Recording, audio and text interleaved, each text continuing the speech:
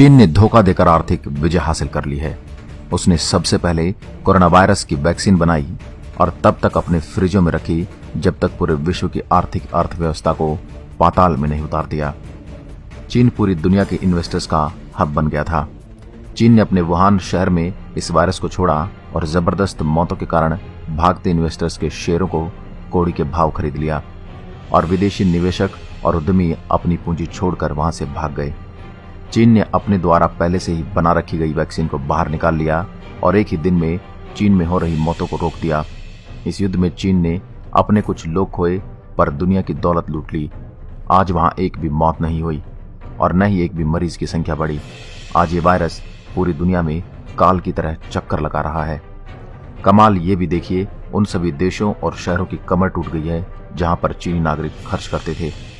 आज पूरा विश्व हर रोज अपनी अर्थव्यवस्था को ध्वस्त होते देख रहा है, पर 17 मार्च से चीन की अर्थव्यवस्था दिनों दिन मजबूत हो रही है।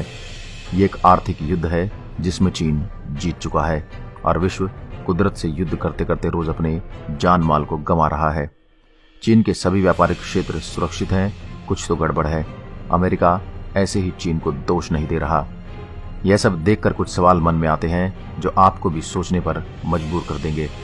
जहां पूरी दुनिया इससे प्रभावित हो रही है, वहीं चीन में वुहान के अलावा यह क्यों कहीं नहीं फैला?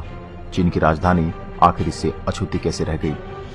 नंबर 2, प्रारंभिक अवस्था में चीन ने पूरी दुनिया से इस वायरस के बारे में क्यों छुपाया? नंबर 3, कोरोना की प्रारंभिक सैंपल को नष्ट क्यों किया गया? नंबर 4, इसे सामने लाने वाले डॉक्टर और पत्रकार को खामोश क्यों किया गया?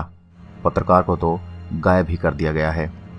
नंबर 5, दुनिया के अन्य देशों ने जब सूचना साझा करने को कहा तो उसने सूचना साझा क्यों नहीं किया? मना क्यों किया?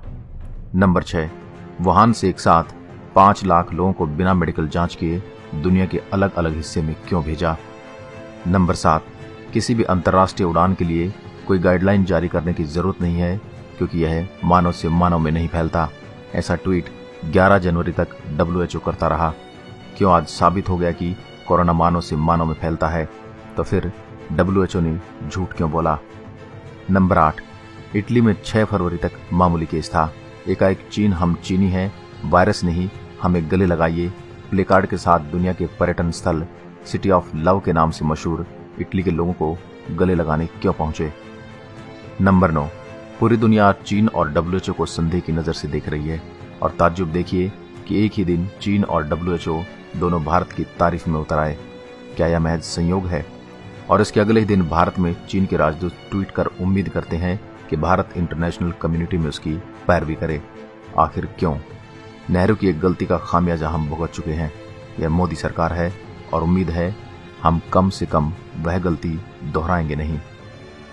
सार्क से लेकर G20 तक की बैठक पीएम मोदी के कहने पर हो रही है। संकट के समय भारत वर्ल्ड लीडर के रूप में उभर रहा है।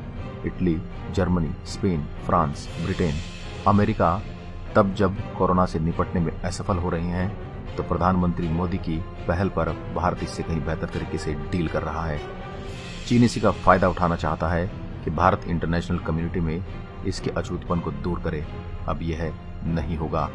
चीन संदेह के घेरे में है और रहेगा। चीन ने कैसे अपनी रणनीति तैयार की?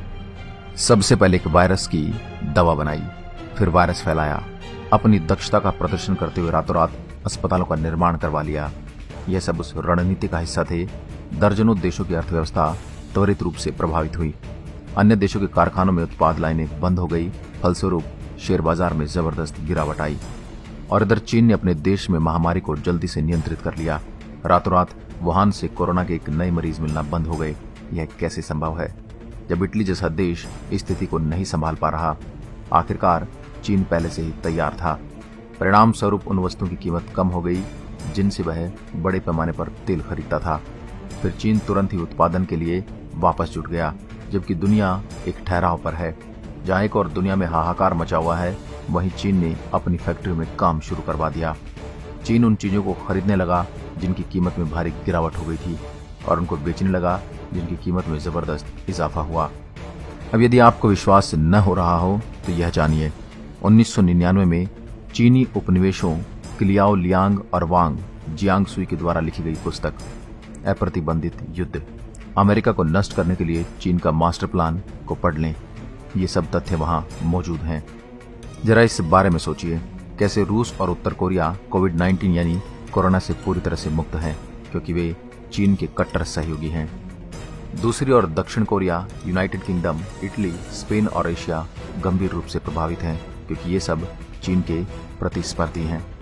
चीन का अगला कदम गिरती हुई आर्थिक अर्थव्यवस्था के कगार का सामना करने वाले देशों से अब स्टॉक खरीदकर विश्व अर्थव्यवस्था को अपने नियंत्रण में करना होगा। बाद में चीन यह घोषणा करेगा कि उनके मेडिकल शोधकर्ताओं ने वायरस को नष्ट करने का इलाज ढूंढ लिया है। अब चीन के पास अपनी सेनाओं के शस्त्रागारों में अन्य देशों के स्टॉक हैं और ये देश जल्द ही मजबूरी में अपने मालिक के गुलाम होंगे। और विचार करने की बात है कि जिस चीनी डॉक्टर ने इस वायरस का खुलासा किया था, वह भी चीनी अधिकारियों द्वारा हमेशा के लिए खामोश कर दिया गया। दोस्तों, वीडियो देखने के बाद आपके मन में क्या विचार आते हैं, यह हमें जरूर बताएं और वीडियो को अधिक से अधिक शेयर करें और चीन के छुपे चेहरे को सबके सामने उजागर करने में हमारी मदद करें। धन्यवाद।